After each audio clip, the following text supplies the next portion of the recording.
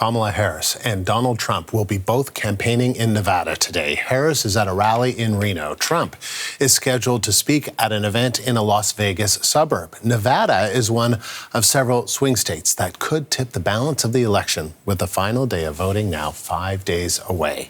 And it might come down to a mental coin toss. That's how some Americans are describing who they will be voting for on Election Day.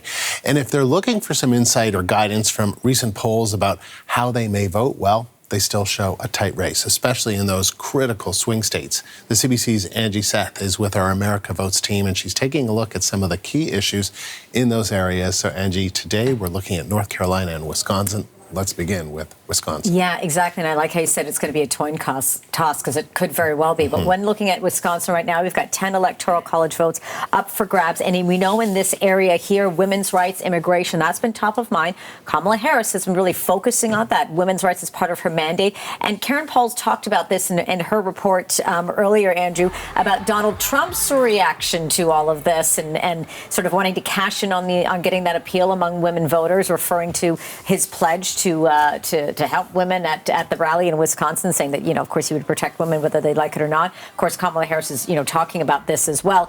And, we know that with that being said, being in Wisconsin, they've got to really tap into those voters, not just the undecided, but the ones that they feel that are either Republican or Democrat, and be able to flip them. Milwaukee and the suburbs are key, of course, to both of these candidates.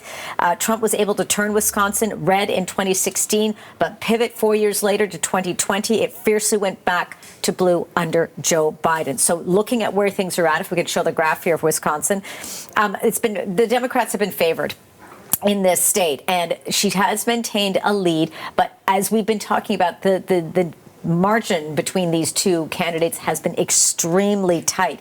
The other aspect of this, and we've sort of been seeing this in sort of state by state, you can see it there just by 0.8 points here, 0.8% for Kamala Harris, and that you sort of see that shift. She's hoping to sort of bring it obviously much higher, but there's been a lot of talk about those voting machines and avoiding any issue or argument that the machines will not be valid. So what they're actually doing in Wisconsin is they're testing those machines and trying to get away from any disclaims of fraud. We know that happened in 2020. Take a listen here in terms of what that process is like, and of course the importance of all of this.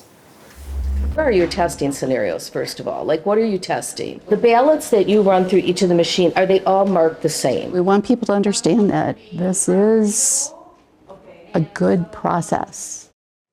So it's a good process. They're saying it's a valid process. 23 machines were tested. And what they actually did was they tested them all with the same ballots, but they also included ballots that had sort of extra information on them, extra writing on the ballots to make sure that the machine was able to catch them. And then once everything was all said and done, Andrew, and those machines were properly tested, they were then locked down, shut down, secured. They'll then get transported to those polling stations for Election Day. So they are really taking things and putting as many measures as they possibly can to say, when the results come in, these are the results. There is no if and buts about it. And being very transparent about it. Absolutely. And showing us the machines. Yeah. Take us through the key issues in North Carolina. North Carolina, we know, has been traditionally red, and Donald Trump is really sort of banking on that. There is a huge motivation we've seen for voter turnout in North Carolina, and he sort of needs to keep improving on that. We've seen Donald Trump at majority of his rallies. Some of the first things he says is get out and vote, sort of promoting that early voter. When we saw sort of where things have been, if we take a look at where North Carolina is right now, if I just want to quickly bring up the map here to sort of give you a sense of where he stands, he's only leading by a point. So although he's leading in this, there is a possibility that Kamala Harris could try and pull away some of those voters and change things change things in the direction for the Democrats. They're focusing on the economy, inflation, immigration. Once again, we've heard that a lot. That's another driving factor here. Take a listen to what some of the voters had to say. We're the next generation, you know what I'm saying? We're going to get older one day. We have to do what's best for us. So if we're not voting now, that means we're not going to vote then. So we just got to practice what we preach, you know what I'm saying? People, my ancestors were fighting, literally dying to be able to vote. And for me to be able to have that voice and to be able to have power today to be able to vote is really important. So you hear the need and the passion there to get their vote out and to have the opportunity to vote. So Donald Trump really needs to do what he can to maintain this lead. He's got to keep momentum going in those rural areas.